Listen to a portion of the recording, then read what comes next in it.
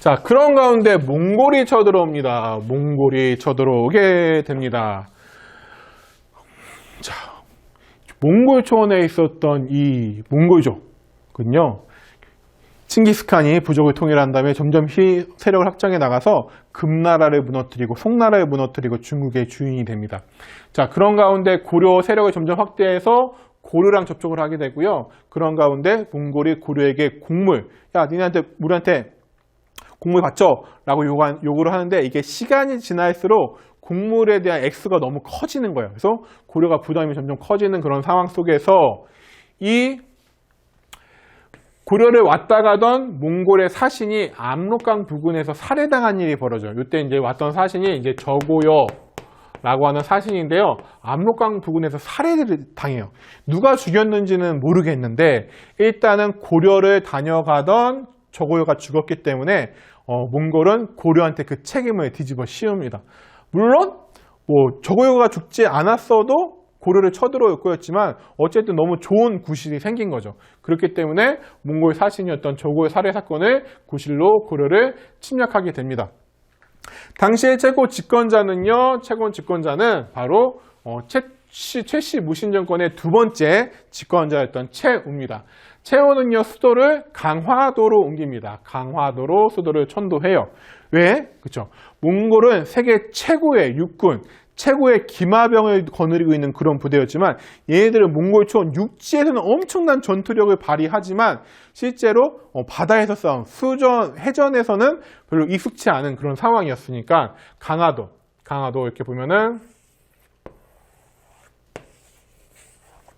여기가 한강이고 여기가 서울이면 여기가 개경이고요. 그럼 여기 바다 건너는 강화도로 수도를 옮겨서 여기서 대몽 항전을 해 나가게 됩니다. 여기에 폭이 그렇게 넓지 않아요. 넓지 않은데 여기를 이제 거의 40년 동안 막아냈던 거죠. 자, 그래서요, 이제 최우가 여기를 옮겨갈 때 이제 개경에 있는 사람들과 무신 집권자들은 여기 왕이랑 같이 들어가게 되는데 이제 문제는 뭐예요? 모든 고려 사람들이 들어간 게 아니잖아요. 그렇죠?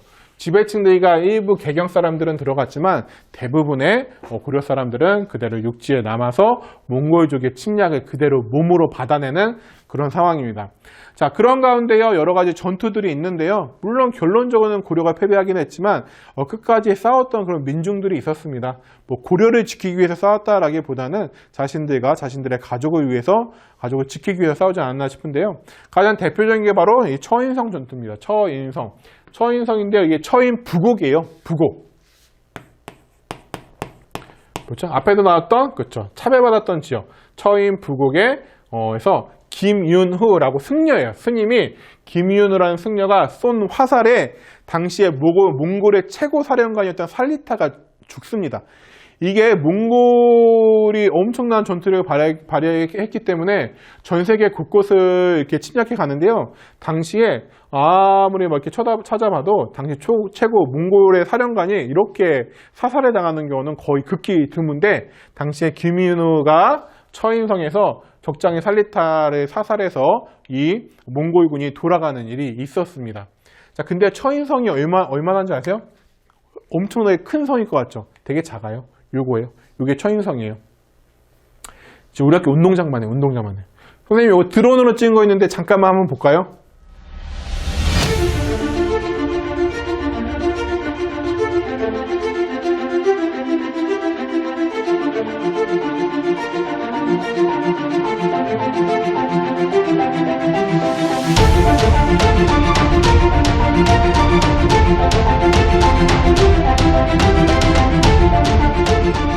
네, 이렇게 작은 처인성에서 사람들은 모여가지고 두려움에 떨다가 어쨌든 쳐들어오는 그 몽골군 앞에서 자기 가족과 자신을 지키기 위해서 싸웠던 것이 바로 처인성 전투가 되겠죠. 그 다음에 충주성 전투도 있는데요. 충주성 전투는요, 주로 활동했던 인물들이 노비들이에요. 그러니까 결국에는 지배층들은 다 강화도로 도망가고선 이 남아있는 이 땅을 지킨 사람들은 농민들, 천민들, 부국민들 같은 그러한 힘없는 백성들이었다라는 거죠. 하지만 시간이 지나 결국에는 최씨 무신 정권은 붕괴하게 됩니다. 깊은 얘기를 하면 너무 끝이 없지만 당시에 원종이라는 고려 왕이 결국에는 몽골의 강화를 청하게 돼요.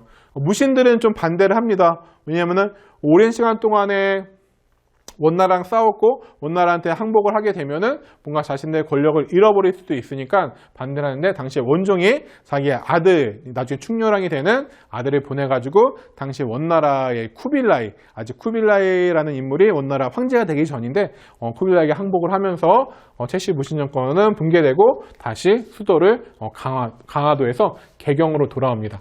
하지만 끝까지 항전을 했던 인물들이 있죠. 끝까지 아까 최씨 무신 정권의 사병이었던 삼별초는요, 강화도에서 진도로, 진도에서 제주도로 가면서까지 끝까지 항전을 하면서 대모 항쟁을 이어가게 됩니다. 삼별초의 이 항쟁에 대해서는 요즘에는 의견이 분분하긴 하지만 끝까지 대모 항쟁을 했던 자주성의 상징이다라고 얘기하기도 하고요.